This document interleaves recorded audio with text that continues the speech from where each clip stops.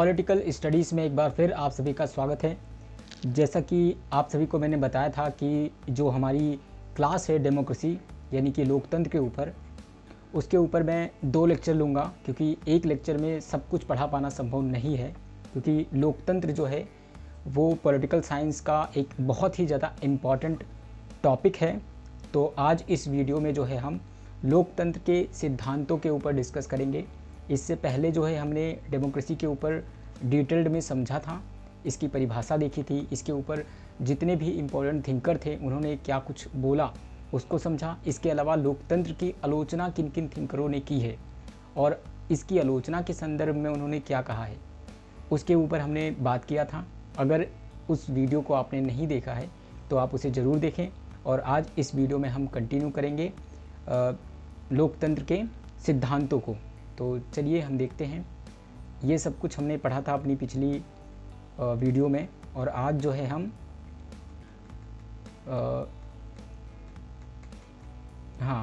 आज जो है हम लोकतंत्र के सिद्धांतों के ऊपर डिस्कस करेंगे, थेरीज़ के ऊपर।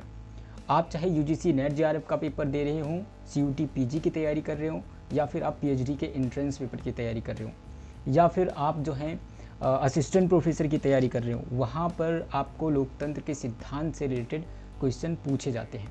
तो यहाँ पर जितने भी इम्पॉर्टेंट थेरीज़ हैं डेमोक्रेसी से रिलेटेड, उन सभी के ऊपर आज हम डिस्कस करेंगे। और ये पीपीटी जो है एग्ज़ाम ओरिएंटेड कंटेंट इसके अंदर डाला गया है, तो आप ज़रूर इसे देखें, इसे मिस मत कीजिएगा। जो पॉइंट जो फैक्ट मैं आज बताऊँगा आपको, उसको आप ज़रूर नोट करें और याद करें। तो हम स्टार्ट करते हैं अपनी क्लास को। तो सबसे पहली जो थ्योरी है वो है क्लासिकल थ्योरी। आप देख पा रहे हैं क्लासिकल थ्योरी, इसे हम हिंदी में चेसमत या फिर शास्त्रीय सिद्धांत कहते हैं। अब देखते हैं, समझते हैं कि ये क्लासिकल थ्योरी जो है डेमोक्रेसी की, वो किसकी बात करती है। इस सिद्धांत के अनुसार मनुष्य जो है वो एक राजनीतिक प्राणी है। मनुष्य क्या है? मनुष्य एक राजनीतिक प्राणी है। अब यहाँ पर एक मनुष्य जो है एक राजनीतिक प्राणी है, ये स्टेटमेंट एग्ज़ाम्स में पूछा गया है। तो ये आप बताइए कि ये स्टेटमेंट किसने दिया है? मनुष्य को राजनीतिक प्राणी किसने कहा है? ये हमारे अरस्तू ने कहा है। अरस्तू ने मनुष्य को राजनीतिक प्राणी कहा है। क्लासिकल थ्योरी भी यही कहती है कि मनुष्य जो है एक राजनीतिक प्राणी है जिसमें विवेक होता है, यानी उसके पास बुद्धि होती है, वो अपने मस्तिष्क के हिसाब से चीज़ों को समझ सकता है तथा वह अपना उचित और अनुचित समझने की शक्ति रखता है। इसमें शासन का संचालन जनता के द्वारा किया जाता है। यानी क्लासिकल थ्योरी क्या मानती है कि मनुष्य एक राजनीतिक प्राणी है जिसके अंदर विवेक होता है, उसके पास बुद्धि होती है तथा क्या सही है क्या गलत है इसको समझने की भी शक्ति उसके अंदर होती है। इसके अलावा शासन संचालन में जो है जनता के द्वारा किया जाना चाहिए, ऐसा ये क्लासिकल थ्योरी के जो मानने वाले लोग हैं वो ऐसा मानते हैं। इसके अलावा लोकतंत्र को शासन प्रणाली तथा जीवन शैली मानता है, या फिर इस लोकतंत्र को जो है वो शासन प्रणाली या जीवन शैली के रूप में इसको स्वीकार करता है। इस शासन प्रणाली के अंतर्गत बहुमत का शासन, यानी जिसको सबसे अधिक वोट मिलते हैं वो जीतता है और वही जनता के ऊपर शासन करता है। बहुमत का शासन प्रतिनिधि और उत्तरदायित्व तथा सहमति पर आधारित शासन, इन सभी चीज़ों को देखा जाता है या इन सभी को सम्मिलित किया जाता है। किसके अंतर्गत? क्लासिकल थ्योरी के अंतर्गत। लोकतंत्र की जो क्लासिकल थ्योरी है उसके अंतर्गत इन सभी को इंक्लूड किया जाता है। अब देखिए इस सिद्धांत के समर्थक कौन कौन से? कई प्रमुख जो विचारक हैं वो क्लासिकल थ्योरी से जुड़े हुए हैं, यानी उनके जो विचार हैं वो लोकतंत्र के ऊपर क्लासिकल थ्योरी से संबंधित हैं। तो वो कौन हैं? सबसे पहले हमारे जॉन लॉक हैं। जॉन लॉक जो हैं वो क्लासिकल थ्योरी से जुड़े हुए हैं। इसके बाद बेंथम, फिर जेम्स मिल, फिर एंथनी डाउन्स और फिर शुम्पेटर, ये हमारे क्लासिकल थ्योरी से जुड़े हुए हैं। एग्ज़ाम्स में पूछा जाता है, आपको दे देगा कि इनमें से कौन से जो थिंकर है वो क्लासिकल थ्योरी से रिलेटेड नहीं है, या फिर ऐसा पूछ लेगा कि इनमें से कौन से थिंकर हैं जो क्लासिकल थ्योरी से रिलेटेड हैं। तो ये वो तमाम थिंकर हैं जो क्लासिकल थ्योरी से रिलेटेड हैं।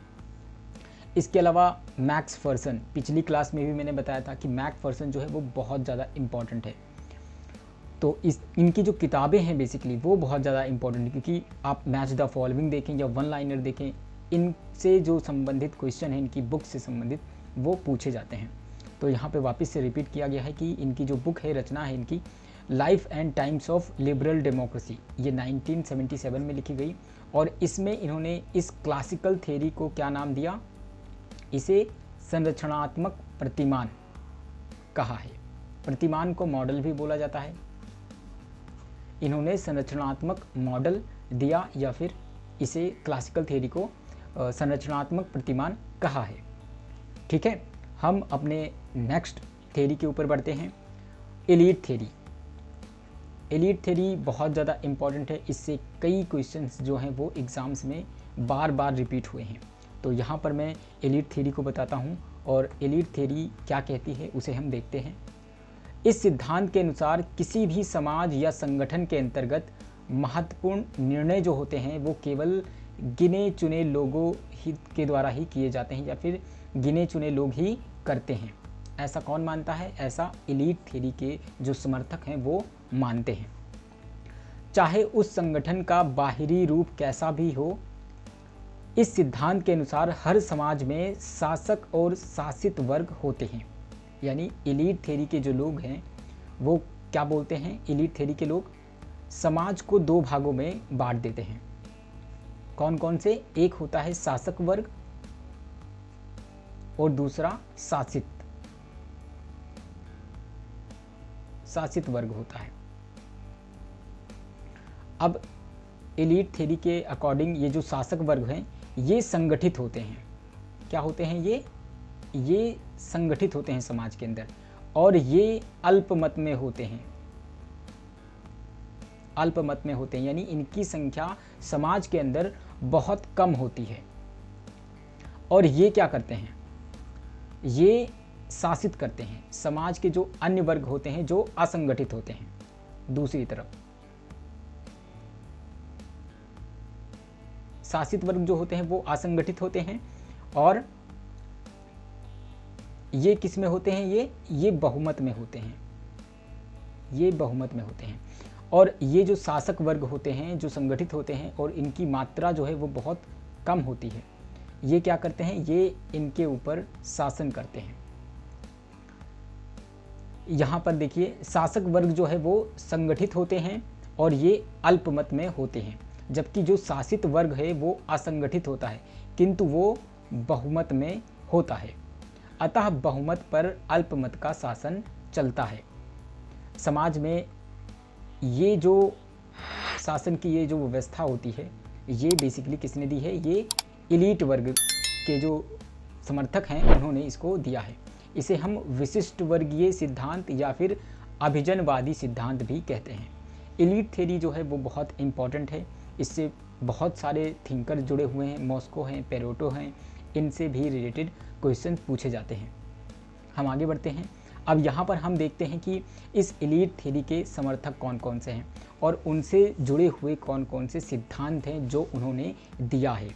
वन लाइनर में ये क्वेश्चंस पूछे जाते हैं। तो सबसे पहले जो हमारे थिंकर हैं वो हैं रॉबर्ट मिसेल्स। इससे सवाल पूछा जाता है। इन्होंने जो सिद्धांत दिया है उसका नाम है गुणतंत्र का लौह नियम। आप अगर यूजीसी नेट जेआरएफ के प्रीवियस ईयर के क्वेश्चन पेपर को देखेंगे तो यहाँ पर आपको गुणतंत्र के लौह नियम यानी कि रॉबर्ट मिसेल से जो प्रश्न है वो आपको देखने को मिलेगा, इसीलिए मैंने यहाँ पर इसको मेंशन किया है। इसके बाद दूसरे हमारे हैं पेरेटो। इन्होंने जो सिद्धांत दिया है वो है परिसंचारण सिद्धांत, जिसे हम सर्कल थ्योरी भी कहते हैं। अगले हैं हमारे हैं मॉस्का। इन्होंने जो सिद्धांत दिया है वो अभिजन वर्ग से रिलेटेड क्वेश्चंस पूछे गए हैं। अगले हैं हमारे सी राइट मिल्स, बहुत ज़्यादा इंपॉर्टेंट है, इस पे भी क्वेश्चन आए हैं। पावर एलीट का थ्योरी इन्होंने दिया, सिद्धांत दिया इन्होंने, और ये इनकी किताब भी है, ये इनकी बुक भी है, पावर एलीट। इसके बाद अगले जो हैं टीबी बोटामोरो, इन्होंने जो है एलीट एंड सोसाइटी ये बुक लिखी और इससे संबंधित जो है क्वेश्चंस भी देखे गए हैं। इसके अलावा हमारे शुम्पीटर हैं। शुम्पीटर ने संस्थात्मक व्यवस्था इसका विचार दिया। पिछली वीडियो में भी मैंने बताया था कि शुम्पीटर जो है वो संस्थात्मक व्यवस्था की बात करते हैं। ये कीवर्ड है, इसको आप अपने दिमाग में बिठा लो एकदम, ये कीवर्ड है। इसके अलावा सार्टोरी हैं, पिछली वीडियो में भी मैंने बताया था। इनका प्रमुख सिद्धांत है नेतृत्व लोकतंत्र। इसके अलावा इन्होंने डेमोक्रेटिक थ्योरी दी और पार्टी एंड पार्टी सिस्टम जो है किताब वो भी सार्टोरी ने लिखी है। तो ये वो तमाम विचारक हैं। इसके अलावा कार्ल मैनहीम हैं, इनकी बुक है और इनका सिद्धांत भी है। इन्होंने इसके ऊपर आर्टिकल भी लिखा है, ideology and utopia. Ideology and utopia ये भी बहुत ज़्यादा इम्पॉर्टेंट है। तो यहाँ पर जो है एलीट थ्योरी से रिलेटेड ये वो तमाम थिंकर हैं और उनके द्वारा जो भी सिद्धांत दिया गया, ये जो कॉन्सेप्ट दी गई वो है। ये एग्ज़ाम के पॉइंट ऑफ व्यू से इम्पॉर्टेंट है, इसलिए मैंने यहाँ पर इसको बताना बहुत ज़्यादा ज़रूरी समझा। इसे आप नोट करें और याद करें। हम आगे बढ़ते हैं। अगला हमारा जो सिद्धांत है वो है प्लुरलिस्ट थ्योरी, लोकतंत्र का बहुलवादी सिद्धांत। पिछली वीडियो में मैंने इसके बारे में हल्का सा बताया था कि इस विचार को जो है वो रॉबर्ट डहेल और चार्ल्स लिंडब्लिम ने जो है उसको दिया था। तो बहुलवादी सिद्धांत जो है लोकतंत्र का वो किसने दिया है, वो रॉबर्ट डहेल ने दिया है। हम देखते हैं कि ये क्या बात करते हैं। इस सिद्धांत के अनुसार समाज के अनेक समूह शक्ति एवं सत्ता के लिए प्रतिस्पर्धा करते हैं। यहाँ पर समूह की बात की जाती है और समूह जो है वो शक्ति और सत्ता के लिए प्रतिस्पर्धा करते हैं। व्यक्ति अपने हितों की पूर्ति समूहों के माध्यम से करते हैं तथा ये समूह आपस में सौदेबाजी यानी कि बार्गेनिंग करके निर्णय लेते हैं। राज्य का कार्य इन समूह के निर्णयों को कार्यान्वित करना है। राज्य यहाँ पर प्रहरी राज्य के रूप में कार्य करता है। तो यहाँ पर सिंपल सी बात है कि समूह की बात करते हैं कि अनेक समूह होते हैं समाज में, जैसे इसके नाम से मालूम चलता है बहुलवादी सिद्धांत। तो प्लुरल की बात की जाती है, तो बहुत सारे अनेक समूह होते हैं समाज में और वो शक्ति और सत्ता के लिए समाज में प्रतिस्पर्धा करते हैं और अपने हितों की पूर्ति के लिए वो समूह पर निर्भर होते हैं और एक दूसरे से विचार विमर्श करके, बार्गेनिंग करके, सौदेबाजी करके जो है वो समाज में निर्णय लिए जाते हैं। और राज्य का क्या रोल होता है यहाँ पर? राज्य का ये रोल होता है कि ये इन समूहों द्वारा जो भी निर्णय लिया गया है उसका कार्यान्वयन सही तरीके से किया जाए। यहाँ पर जो राज्य है वो केवल नाइट वॉच, प्रहरी राज्य की तरह होता है। केवल उसका काम है समाज में जो लोग हैं उनकी सुरक्षा करना, उनकी देखरेख करना। राज्य जो है वो केवल एक नाइट वॉचमैन की तरह काम करता है, जिसका विचार लॉक ने दिया था। रॉबर्ट डहेल देखते हैं, रॉबर्ट डहेल के बारे में क्या है। रॉबर्ट डहेल जो है अपनी book a preface to democratic theory, इसमें उन्होंने बहुलवादी लोकतंत्र का सिद्धांत जो है वो प्रस्तुत किया, बहुत ज़्यादा इम्पोर्टेंट प्रस्तुत किया। लोकतंत्र में ही जवाबदेहिता और लोकप्रिय उत्तरदायित्व सुनिश्चित होता है। रॉबर्ट डहेल ने क्या बताया, कहा कि बहुलवादी लोकतंत्र का सिद्धांत एक तो उन्होंने दिया और बताया कि लोकतंत्र में ही जो है वो जवाबदेही सुनिश्चित होती है और लोकतंत्र के अंदर जो है वो लोकप्रिय उत्तरदायित्व पाया जाता है। आगे बढ़ते हैं हम। अगला जो हमारा इम्पॉर्टेंट थ्योरी है डेमोक्रेसी के ऊपर, वो है सहभागिता मूलक लोकतंत्र का सिद्धांत, पार्टिसिपेटरी थ्योरी। ये भी इम्पॉर्टेंट है। देखते हैं हम कि इस सिद्धांत के अनुसार इन्होंने कैसे इसको डिफाइन किया है। यह सिद्धांत जनसाधारण की राजनीतिक सहभागिता को लोकतंत्र का बुनियादी सिद्धांत मानता है। यानी ये लोगों, जो समाज के अंदर जो लोग हैं, जो आम जनता है, लोग हैं, उनकी राजनीतिक सहभागिता पर जोर देता है और इसे ही वो लोकतंत्र का बुनियादी सिद्धांत मानता है। सहभागिता ऐसी गतिविधि है जिसके अंतर्गत कोई व्यक्ति सार्वजनिक नीतियों के निर्णय तथा कार्यान्वयन की प्रक्रिया में सक्रिय भाग लेता है। यानी राजनीतिक सहभागिता के द्वारा वो समाज में जितनी भी नीतियाँ बनती हैं और उन नीतियों का जो कार्यान्वयन होता है उसकी प्रक्रिया में हिस्सा लेता है, अर्थात लोकतांत्रिक प्रक्रिया में साधारण नागरिकों की सहभागिता पर बल देता है कि जो साधारण नागरिक हैं समाज के अंदर, वो अगर लोकतांत्रिक प्रक्रिया है तो उसके अंदर वो राजनीति में सहभागिता उनकी होनी चाहिए। मैकफर्सन पार्टिसिपेटरी जो थ्योरी है सहभागिता मूलक लोकतंत्र का, ये जो सिद्धांत है इसमें मैकफर्सन जुड़े हुए हैं और इन्होंने the life and times of liberal democracy, इसके अंतर्गत जो है उन्होंने लोकतंत्र के मुख्य 4 मॉडल या फिर प्रतिमान का उल्लेख किया है।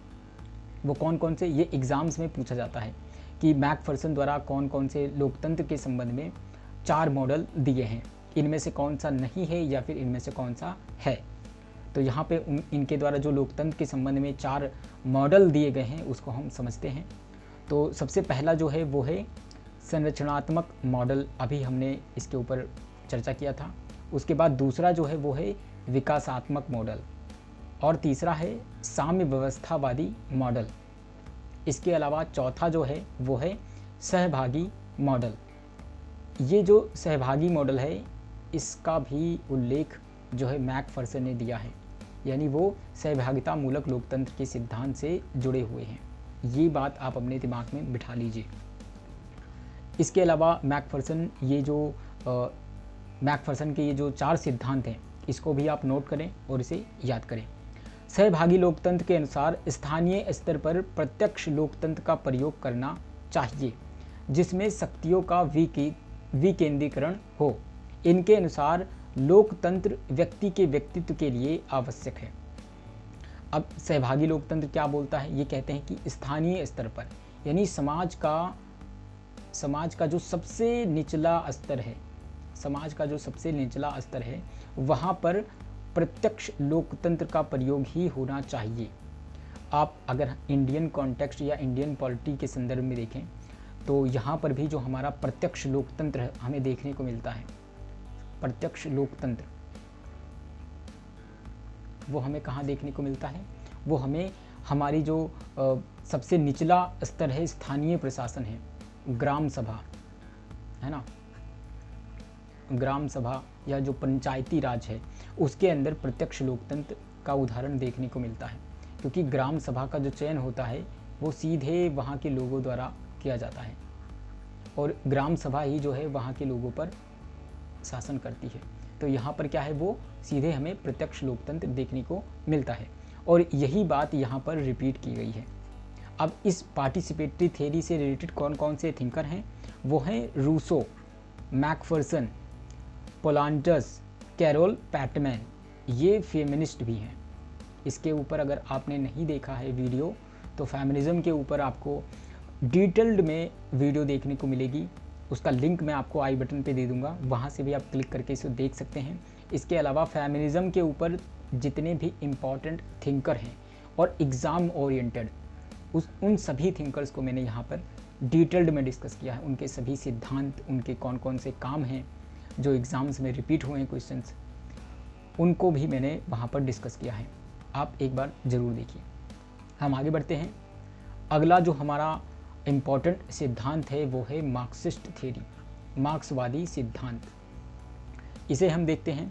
यह सिद्धांत पूंजीवाद को सच्चे लोकतंत्र का शत्रु मानता है। किसे? पूंजीवाद को सच्चे लोकतंत्र का शत्रु मानता है तथा लोकतंत्र की सार्थकता के लिए समाजवाद को अनिवार्य समझता है। इनके अनुसार उदार लोकतंत्र केवल पूंजीपति वर्ग के हितों की रक्षा करता है। ये सर्वहारा के अधिनायक को ही ठोस लोकतंत्र की संज्ञा देते हैं क्योंकि इसका ध्येय लोक शक्ति का प्रभुत्व स्थापित करना है। सीधी और सरल शब्दों में देखा जाए तो मार्क्सिस्ट थ्योरी के जो थिंकर्स हैं वो क्या बोलते हैं, वो सीधा पूंजीवाद का विरोध करते हैं। आप सभी को पता होगा कि मार्क्सवाद जो है उसकी पूरी लड़ाई ही पूंजीवाद के खिलाफ है और पूंजीवाद को सीधा उखाड़ फेंको और जो है समाजवाद या फिर साम्यवाद को जो है स्थापित कर दो। ये मार्क्स का पर्सपेक्टिव है। जितनी भी आपकी मार्क्स से रिलेटेड थ्योरी होगी वो इसी आइडियोलॉजी पर जुड़ी होगी। कि समाज में जो है हैव और हैव नॉट्स में पूरा समाज बटा हुआ है। कुछ मालिक हैं और कुछ सरबहारा वर्ग के लोग हैं। समाज में एक तरफ मालिक हैं और दूसरी तरफ दास हैं। तो यहाँ पर जो पूंजीवाद है उसको वो सच्चे लोकतंत्र के लिए शत्रु मानते हैं, मार्क्सिस्ट थ्योरी। और उनका कहना है कि लोकतंत्र की सार्थकता जो है वो समाजवाद में ही संभव है, और समाजवाद को जो अपना लिया जाएगा तो माना जाएगा कि लोकतंत्र भी वहाँ पर आ गया है। और वो उदार लोकतंत्र को पूंजीपति के लिए ही समर्थक मानते हैं। इसके अलावा जो उदार लोकतंत्र है उसे वो पूंजीपति वर्ग के हितों की रक्षक हैं, ऐसा वो मानते हैं। इसके अंतर्गत शासन जो है वो लोकतंत्रीय केंद्रवाद के सिद्धांत के रूप में किया जाएगा। अब यहाँ पर देखिए, ये जो विचार है लोकतंत्रीय केंद्रवाद, ये किसने दिया है? ये हमारे माओ ने दिया है। आप इसे नोट करें। ये जो लोकतंत्रीय केंद्रवाद का सिद्धांत है इसे माओ ने दिया है।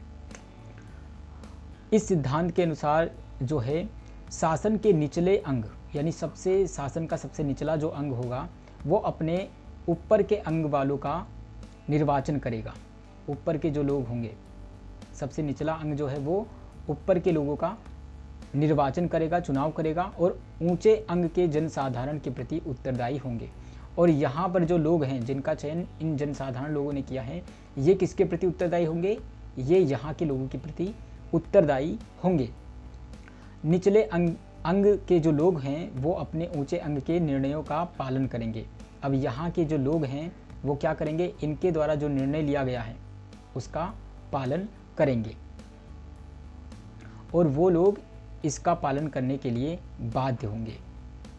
इसे ही जो है वो लोकतंत्रीय केंद्रवाद कहा गया है। ये जो विचार है ये माओ ने दिया था, और ये इस प्रकार से ये पूरा जो विचार है वो मार्क्सिस्ट थ्योरी से रिलेटेड है, ऐसा ये लोग मानते हैं। आगे बढ़ते हैं, और अब यहाँ पर हम कम्युनिटेरियन डेमोक्रेसी को देखते हैं, समुदायवादी लोकतांत्रिक सिद्धांत। इसके अनुसार लोकतंत्र समुदाय के सदस्यों के प्रति ज़्यादा उत्तरदायी होना चाहिए।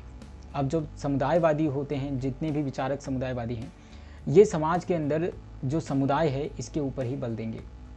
जो कुछ भी होगा उसमें समुदाय को ही वो बात करेंगे, समुदाय के हित की ही बात करेंगे। यदि आप इससे बियॉन्ड गए तो आप गलत हैं, ये ऐसा समुदायवादी मानते हैं। बहुमत के बजाय आम सहमति में विश्वास करते हैं। कौन? समुदायवादी। इनके अनुसार सामुदायिक जीवन के संदर्भ में एक अच्छे जीवन की परिकल्पना की जा सकती है, यानी सामुदायिक जीवन में ही जो है, या फिर सामुदायिक जीवन के संदर्भ में ही सबसे श्रेष्ठ और अच्छा जीवन होता है, और यहीं पर ये जीवन संभव है, इसकी कल्पना की जा सकती है। अब हम समझते हैं कि सामुदायिक जो लोकतांत्रिक सिद्धांत है, जो समुदायवादी हैं, उनसे रिलेटेड कौन कौन से थिंकर हैं। तो इसमें सबसे पहले जो थिंकर हैं वो हैं बेंजामिन बार्बर, इसके बाद हैं डेनियल बेल, उसके बाद हैं रॉबर्ट बेला, उसके बाद हैं एलेस्टिन, और फिर चार्ल्स टेलर, माइकल सैंडल, और फिर वॉल्जर। यहाँ पर ये जो तीन विचारक हैं, जिसमें चार्ल्स टेलर, सैंडल और वॉल्जर, ये समुदायवाद से जुड़े हुए सबसे प्रमुख विचारक हैं, प्रमुख विचारक हैं। इनसे कई बार जो है वो सवाल पूछा गया है, सीधा बोला गया है कि इनमें से कौन से जो हैं वो समुदायवादी विचारक हैं। तो आप याद रखें, चार्ल्स टेलर, सैंडल और वॉल्जर, ये जो है वो समुदायवादी विचारक हैं। आगे बढ़ते हैं हम, और अब यहाँ पर हम विमर्शी लोकतंत्र को देखते हैं। बहुत ज़्यादा इम्पॉर्टेंट है विमर्शी लोकतंत्र, डिलिब्रेटिव डेमोक्रेसी। ये एग्ज़ाम्स में जो है वो पूछा जाता है, इसीलिए मैंने यहाँ पर इस विमर्शी लोकतंत्र को डिटेल्ड में आप लोगों को समझाया है। तो ये जो विमर्शी लोकतंत्र है, या इसका जो सिद्धांत है, वो लोकतंत्र के अंदर क्या बात करता है? वाद विवाद और आपसी विचार विमर्श के आधार पर जो है लोकतंत्र का समर्थन करता है। विमर्शी लोकतंत्र के अंतर्गत कोई भी निर्णय जो लेना है वो विचार विमर्श, वाद विवाद के बाद ही जो है वो निर्णय लिया जाएगा। ये डिलिबरेटिव डेमोक्रेसी का मेन जो कॉन्सेप्ट है वो है। इस सिद्धांत की मान्यता है कि लोकतंत्र वह व्यवस्था है जिसमें नागरिक आधिकारिक निर्णयों के संबंध में जो है विचार विमर्श करते हैं। समाज में कोई भी निर्णय लेना है तो सबसे पहले उस निर्णय के ऊपर जो है विचार विमर्श किया जाएगा, वाद विवाद होगा, उसके बाद उसके ऊपर सहमति जताई जाएगी, उसके ऊपर मत जो है वो प्राप्त किया जाएगा, मतदान होने के बाद जो है उस निर्णय को लागू किया जाएगा। ये विमर्शी लोकतंत्र होता है। अब इसके जो समर्थक हैं वो कौन कौन से हैं इसको हम देखते हैं। जॉन रॉल्स जो है वो विमर्शी लोकतंत्र के समर्थक हैं। Habermas, Alistair Cohen, S Benhabib, Gutmann, Hannah Arendt और थॉमसन, ये तमाम वो विचारक हैं जो किससे रिलेटेड हैं, वो विमर्शी लोकतंत्र से रिलेटेड हैं। इसके अलावा हैबरमास ने क्या कहा है उसे हम देखते हैं। हैबरमास के अनुसार आधुनिक लोकतांत्रिक समाज में परिचर्चा का क्षेत्र जो है वो संकीर्ण होता जा रहा है। हैबरमास क्या कहते हैं डिलिबरेटिव या विमर्शी लोकतंत्र के संबंध में, वो कहते हैं कि लोकतांत्रिक समाज में जो परिचर्चा यानी कि वाद विवाद या विचार विमर्श की जो बात है उसका क्षेत्र बहुत ज़्यादा सीमित होता चला जा रहा है, बहुत छोटा होता चला जा रहा है। अब ये धीरे धीरे कुछ वर्गों तक ही सीमित है। इनका कहना है इसके परिणाम स्वरूप लोकतंत्र एवं पूंजीवाद के बीच का जो तनाव है वो बढ़ता जा रहा है, या इनके बीच जो तनाव है वो पैदा हो रहा है। संचार साधनों के द्वारा पूंजीवाद के अंतर्गत वाणिज्यिक घरानों के द्वारा परिचर्चा का प्रयोग अपने हितों के लिए ही किया जा रहा है। यानी कि अब ये विचार विमर्श जो है वो बहुत सीमित हो गया है, संकीर्ण हो गया है, और जो समाज के धनी लोग हैं, पूंजीपति लोग हैं, वो अपने हितों की पूर्ति के लिए ही इसका प्रयोग करते हैं, और इन तमाम लोगों के द्वारा ही जो निर्णय होते हैं वो ले लिए जाते हैं। हम आगे बढ़ते हैं और देखते हैं कि विमर्शी लोकतंत्र में आगे क्या डिस्कस किया गया है। मतदान से पूर्व पर्याप्त विचार विमर्श को ये जो ड्राइजक हैं उन्होंने इसे विमर्शी परिवर्तन डिलिबरेटिव टर्न की संज्ञा दी है। ये बहुत ज़्यादा इम्पॉर्टेंट है। एग्ज़ाम्स में आपसे पूछ लिया जाएगा कि डिलिबरेटिव टर्न ये जो शब्द है ये किससे रिलेटेड है। तो ये जो विचार है ये किसने दिया है, ये आपके जॉन ड्राइजक ने दिया है। अब इन्होंने ये जो डिलिबरेटिव टर्न है ये किस चीज़ को दिया है, उन्होंने कहा है कि ये विचार विमर्श या जो हो रहा होगा विमर्शी लोकतंत्र के अंतर्गत, तो उसमें जो मतदान होता है उससे पूर्व जो विचार विमर्श होगा उस स्थिति को उन्होंने डिलिबरेटिव टर्न की संज्ञा दी है। इसके अलावा ये जो ड्राइजक हैं इन्होंने तर्कमूलक लोकतंत्र डिस्कर्सिव डेमोक्रेसी शब्द को जो है वरीयता दी है। ये एग्ज़ाम्स में आपसे पूछा जा सकता है कि डिस्कर्सिव डेमोक्रेसी यानी कि तर्कमूलक लोकतंत्र किससे संबंधित है या रिलेटेड है, तो ये हमारे ड्राइजक हैं। इम्पॉर्टेंट है, ये भी बहुत ज़्यादा इम्पॉर्टेंट है। इसके अलावा हमारे जो मैरियन यंग हैं उन्होंने परिचर्चात्मक लोकतंत्र कम्युनिकेटिव डेमोक्रेसी इस शब्द को वरीयता देते हैं। इसके अलावा दोनों ही जो हैं वो समान रूप से लोकतंत्र की बातचीत केंद्रित संकल्पना the talk centric concepts of democracy के प्रति वचनबद्ध हैं। विमर्शी लोकतंत्र जो है वो लोकतंत्र के लिए वोट केंद्रित से विमर्श या बातचीत केंद्रित टॉक सेंट्रिक की ओर झुकाव पर अपना जोर देता है। इसके अलावा हम आगे बढ़ते हैं और देखते हैं कि विमर्शी लोकतंत्र के अंतर्गत और क्या इम्पोर्टेंट है। विमर्शी लोकतंत्र ये जो शब्द है ये सबसे पहली बार 1980 में जोसेफ एम बसेट द्वारा इसका प्रयोग किया गया, और इसका प्रयोग उन्होंने जो है डिलिबरेटिव डेमोक्रेसी में किया। ये उनका जो है उनका लेख था जिसके अंदर उन्होंने इस शब्द का प्रयोग किया, और 1994 में उन्होंने अपनी पुस्तक the mild voice of reason इसके अंतर्गत डिलिबरेटिव डेमोक्रेसी को विस्तार से परिभाषित किया, और इसको उन्होंने विस्तार से इसका जो है वर्णन उन्होंने इस बुक के अंदर किया। तो याद रहे, ये क्वेश्चन पूछा जा सकता है आपसे कि विमर्शी लोकतंत्र जो है इसका शब्द सबसे पहले बार जो है वो कहाँ प्रयोग किया गया या फिर किसने प्रयोग किया। तो वो डिलिबरेटिव डेमोक्रेसी या फिर the mild voice of reason, इसके अंतर्गत इसका प्रयोग किया गया। और जोसेफ एम बेसेट ये जो हैं इन्होंने इसका प्रयोग किया। वॉल्जर जो हैं वो विमर्शी लोकतंत्र की आलोचना करते हैं। कौन? वॉल्जर। उनका क्या कहना है? उनका ये कहना है कि विमर्शी लोकतंत्र से गैर विमर्शीय राजनीतिक गतिविधियां जैसे कि लामबंदी, सौदेबाजी, दखल, शासन करना आदि, ये जो है इसके लिए कोई स्थान नहीं बचता। इसीलिए विमर्शी लोकतंत्र की वो आलोचना करते हैं। इसके अलावा हैबरमास हैं, फिर से ये इम्पॉर्टेंट हैं, इतने ज़्यादा इम्पॉर्टेंट है कि इनका नाम जो है बार बार रिपीट हो रहा है। हैबरमास जो हैं उन्होंने बिटवीन फैक्ट एंड नॉर्म्स 1992 में उन्होंने ये बुक लिखी। ये भी बहुत इम्पोर्टेंट इनकी किताब है। इसके अंतर्गत इनका मानना है कि किसी न किसी रूप में पूंजीवाद आधुनिक लोकतंत्र का एक आवश्यक आधार है।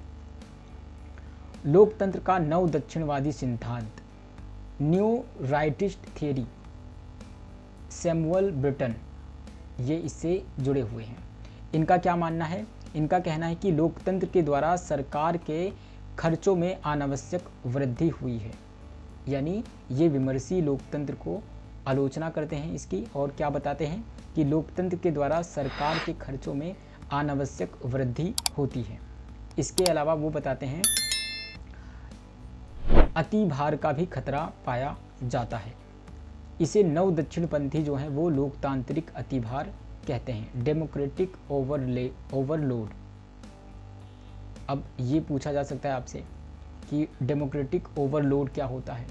तो इस संबंध में जो न्यू राइटिस्ट थियरी हैं जैसे सैमुअल ब्रिटन, इनका क्या मानना है? इनका मानना है कि लोकतंत्र जो है उसके द्वारा सरकार पर अनावश्यक खर्चे बढ़ जाते हैं। यानी कि जो अनावश्यक वृद्धि होती है खर्चों की वो होती है इसके अंदर, और इसी को इन्होंने जो है वो डेमोक्रेटिक ओवरलोड कहा है। इसके अलावा लोकतंत्र के परिणाम स्वरूप राजकोषीय घाटा उत्पन्न होता है। ये किसके अंतर्गत है? ये डेमोक्रेटिक ओवरलोड के अंतर्गत ही है। इस राजकोषीय घाटे को जो है ब्रिटन जो हैं वो क्या कहते हैं? वो इसे इकोनॉमिक कंसिक्वेंसेस ऑफ डेमोक्रेसी कहते हैं। लोकतंत्र का आर्थिक गतिविधियों पर दुष्परिणाम देखा जाता है। ये मूलतः कल्याणकारी राज्य के विरोधी हैं। कौन? ये हमारे ब्रिटन। अब ये सवाल आपसे पूछा जा सकता है कि ये आपको दे दिया गया कि इकोनॉमिक कंसिक्वेंसेस ऑफ डेमोक्रेसी ये किससे रिलेटेड है? तो ये हमारे ब्रिटन हैं, और ब्रिटन जो है वो कल्याणकारी राज्य के विरोधी भी हैं। आई होप कि आप लोगों को ये वीडियो पसंद आई होगी, और अगर आप पहली बार इस वीडियो को देख रहे हैं तो मैं आपको बता दूं कि पॉलिटिकल स्टडीज़ ये जो यूट्यूब चैनल है ये पूरी तरीके से UGC NET JRF CUET PG और पीएचडी के एंट्रेंस पेपर से रिलेटेड कंटेंट यहाँ पर डाला जाता है। और आप हमारे टेलीग्राम ग्रुप से भी जुड़ सकते हैं अगर आप नोटिफिकेशन पाना चाहते हैं।